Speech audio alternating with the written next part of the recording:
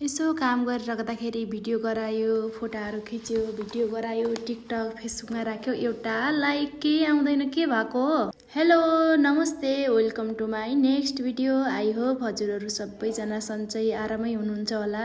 हामी पनि एकदम ठिक छौँ। यसो काम गरेको भिडियो खिचेर फेसबुक टिकटकमा राखौँ भन्यो, लाइक भ्युज मरि काट्टै आउँदैन, किन होला? मेरो मात्रै यस्तो हो कि हजुरहरूको नि यस्तै छ हालत?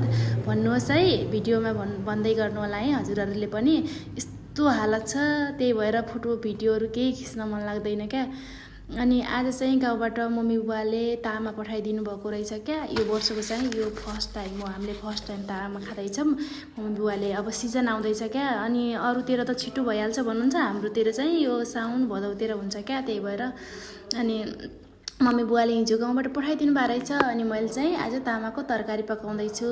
म चाहिँ बनाउँदैछु यसलाई धोएर फर्स्टमा काटेँ, अनि 10 देखि 12 मिनटसम्म पानीमा उमाल्ने, अनि बेसार राखिदिने, अनि मजाले ढाक्ने के। ढाकेर 10-15 मिनट चाहिँ उम्लिन लगाउने यसलाई।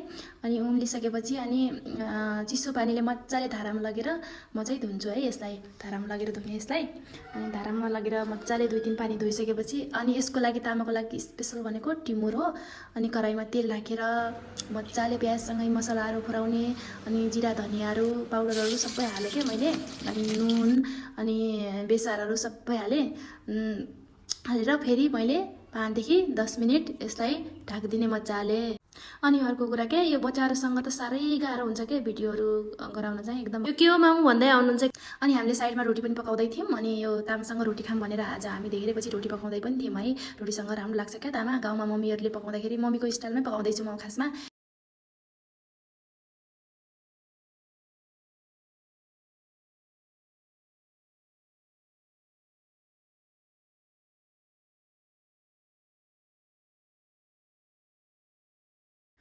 अनि हजुरहरू कसरी पकाउनुहुन्छ, कस्तो मान्नुहुन्छ, हजुरहरू कसरी पकाउनुहुन्छ भन्नुहोस् ल।